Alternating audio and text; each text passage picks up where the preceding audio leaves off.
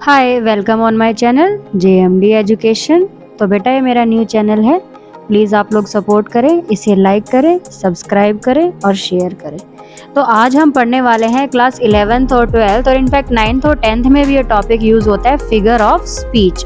Figure of speech क्या होता है बेटा? फिगर ऑफ स्पीच मतलब कि आपके सामने कुछ लाइंस हैं, कुछ गीतों की लाइंस या कुछ कविताओं की लाइंस, और उन लाइंस की खूबसूरती क्या है वो आपको पहचानने की, ऐसा क्या खूबसूरती है इस लाइन में, इसकी ब्यूटी क्या है वो आप पहचानो, और उन ब्यूटीज़ के कुछ नाम होते हैं वो आपको आइडेंटिफाई करने होते हैं। तो चलिए बढ़ते हैं टॉपिक की तरफ। सबसे पहले हम डेफिनेशन देखेंगे कि आखिर ये फिगर ऑफ स्पीच होता क्या है। A figure of speech is a phrase that has an implied meaning and should not be taken at face value. This means that the real meaning of such a phrase differs from its literal meaning. कहने का मतलब बेटा figure of speech क्या है? एक phrase है। Phrase क्या होता है? कुछ ग्रुप ऑफ वर्ड्स। वर्ड्स मतलब क्या होता है कि एक वर्ड है, और सेंटेंस क्या होता है जिसमें बहुत सारे वर्ड मिलकर एक मीनिंग बना रहे हैं। लेकिन फ्रेज क्या होता है? ग्रुप ऑफ वर्ड्स होता है जो कि सेंटेंस से छोटा हो, जैसे कि अ फैट मैन, ठीक है ना।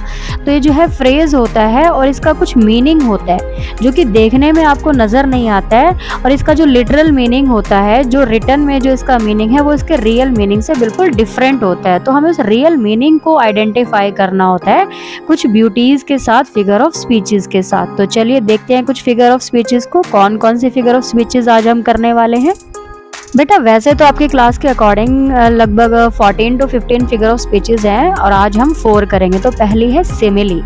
सिमिली कौन सी फिगर ऑफ स्पीच होती है? Comparison of two things with the word like और एज।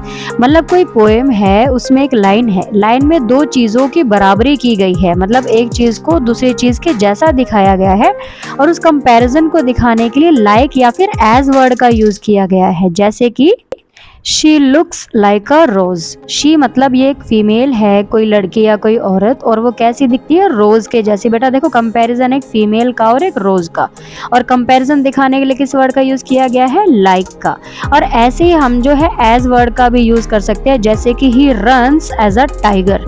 तो एज और लाइक वर्ड का यूज करके जो कंपैरिजन होगा उसे आप सिमिली जो है फिगर ऑफ स्पीच या पोएटिक डिवाइस भी आप इसे बोल सकते हो, ठीक है।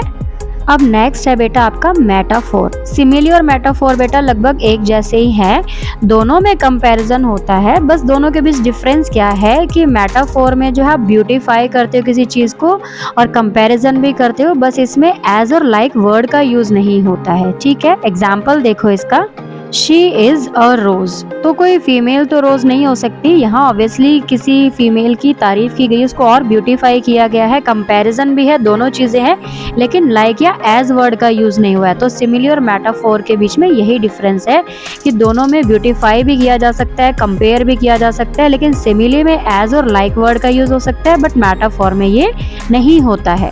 और देखते हैं कौन कौन सी पोएटिक डिवाइसेस है हमारे पास। नेक्स्ट पोएटिक डिवाइस है बेटा आपकी एलिट्रेशन। एलिट्रेशन का मतलब क्या होता है? Repetition of one alphabet in starting of 2 और मोर देन 2 वर्ड्स।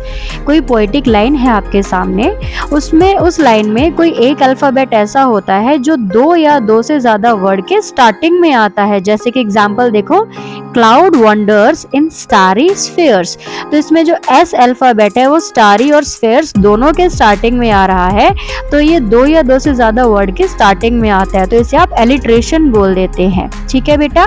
और इसके अलावा नेक्स्ट पोएटिक डिवाइस है हमारी रिपीटिशन। रिपीटिशन पोएटिक डिवाइस भी आपका एलिट्रेशन की तरह ही है, बस रिपीटिशन में क्या है बेटा, इसमें जो है अल्फाबेट की जगह वर्ड्स रिपीट होते हैं। एलिट्रेशन में तो कोई अल्फाबेट रिपीट होगा, लेकिन रिपीटिशन में वर्ड रिपीट होता है, और इसीलिए इसे रिपीटिशन बोला जाता है। तो मतलब किसी वर्ड का रिपीटिशन 2 या 2 से ज्यादा बार, तो उसे आप रिपीटिशन पोएटिक डिवाइस या फिर फिगर ऑफ स्पीच कहते हो। एग्जाम्पल के लिए देखो, she speaks tough words for tough people.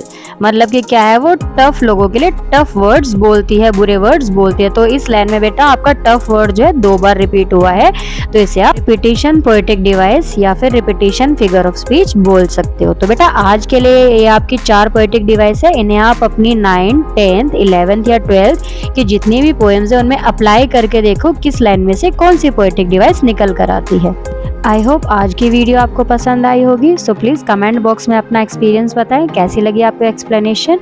और बेटा मेरा न्यू चैनल है, प्लीज़ इसे लाइक करें, सब्सक्राइब करें और शेयर करें। तब तक के लिए बाय बाय।